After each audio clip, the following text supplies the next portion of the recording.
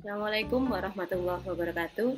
Perkenalkan, nama saya Mawadatur Rohmah, calon guru penggerak angkatan 7 dari kelas 69 di Lamongan dari SMA Unggulan BPT Al-Fatah Lamongan. Dalam kesempatan kali ini, saya akan menyampaikan tentang kesimpulan dan refleksi yang merupakan koneksi antar materi dalam modul 1.1. Modul 1.1 ini merupakan refleksi filosofis pendidikan nasional yang berasal dari Ki Hajar Dewantara. Beberapa hal yang akan saya sampaikan di sini diantaranya yang pertama adalah apa sih kepercayaan saya tentang murid dan pembelajaran di kelas sebelum saya mempelajari modul 1.1 ini. Jadi sebelumnya saya beranggapan bahwa murid adalah kertas kosong, sehingga saya bisa menggambar apapun pada mereka sesuai dengan tuntutan kurikulum, tuntutan sekolah, serta nilai-nilai yang saya pegang. Namun meskipun demikian, saya sudah menerapkan pembelajaran yang menghargai asal-usul mereka, karena memang murid saya berasal dari banyak sekali daerah, dari berbagai provinsi, bahkan dari beberapa pulau di luar Pulau Jawa.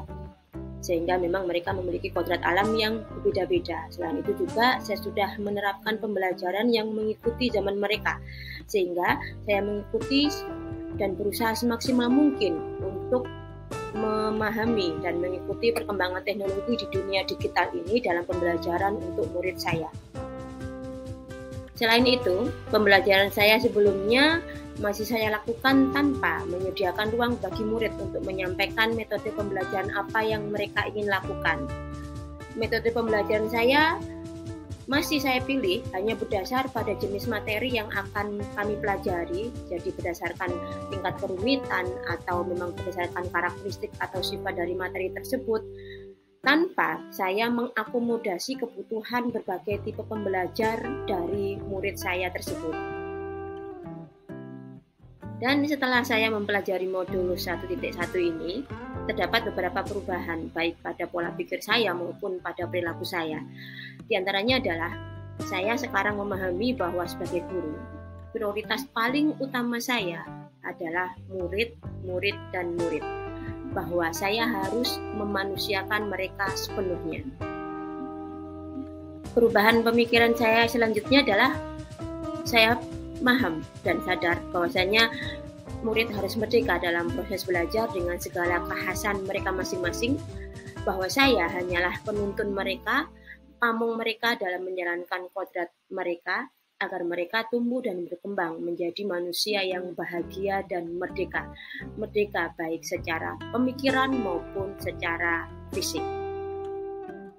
Oleh karena itu, lantas saya mulai mengubah perilaku saya dalam memperlakukan murid saya sebagai individu, baik di luar pembelajaran maupun selama proses pembelajaran.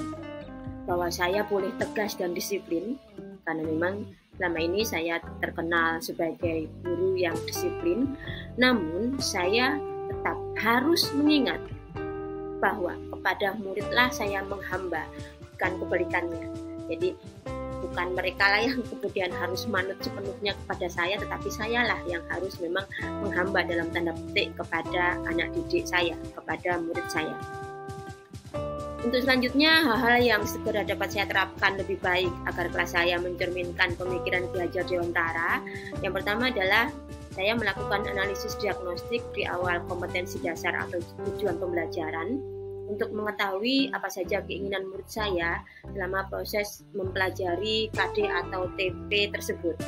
Apa saja yang mereka inginkan, proses pembelajarannya bagaimana, belajar sepenuhnya di kelas, dengan di laboratorium, ataukah diselang-seling antara kelas, kemudian outdoor atau ke perpustakaan, atau bahkan mungkin kunjungan-kunjungan. Itu yang kemudian saya cari tahu di analisis diagnostik tersebut.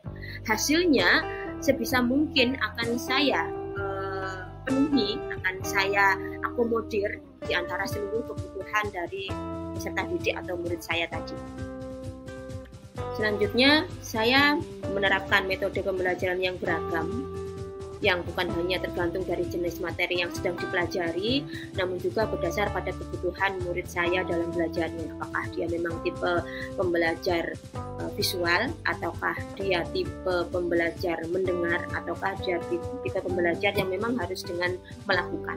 Nah, sebisa mungkin saya mengakomodir tipe-tipe pembelajaran tersebut baik secara bersamaan maupun secara bergiliran tergantung keadaan.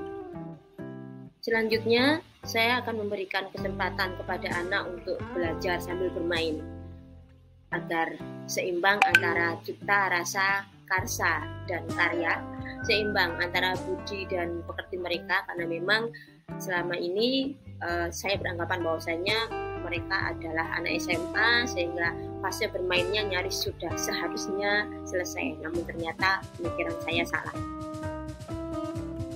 Selanjutnya, hal-hal yang dapat segera saya terapkan lebih baik agar kelas saya mencerminkan pemikiran Ki Hajar Dewantara adalah saya akan menambah waktu belajar di luar kelas agar konteks alam secara harfiah dapat anak murid saya rasakan dan juga bisa memecah kebosanan mereka akan suasana kelas. Harapan saya adalah hal ini agar mereka lebih bergembira, lebih berbahagia selama proses pembelajaran sehingga kemerdekaan mereka bisa kembali kepada mereka sepenuhnya.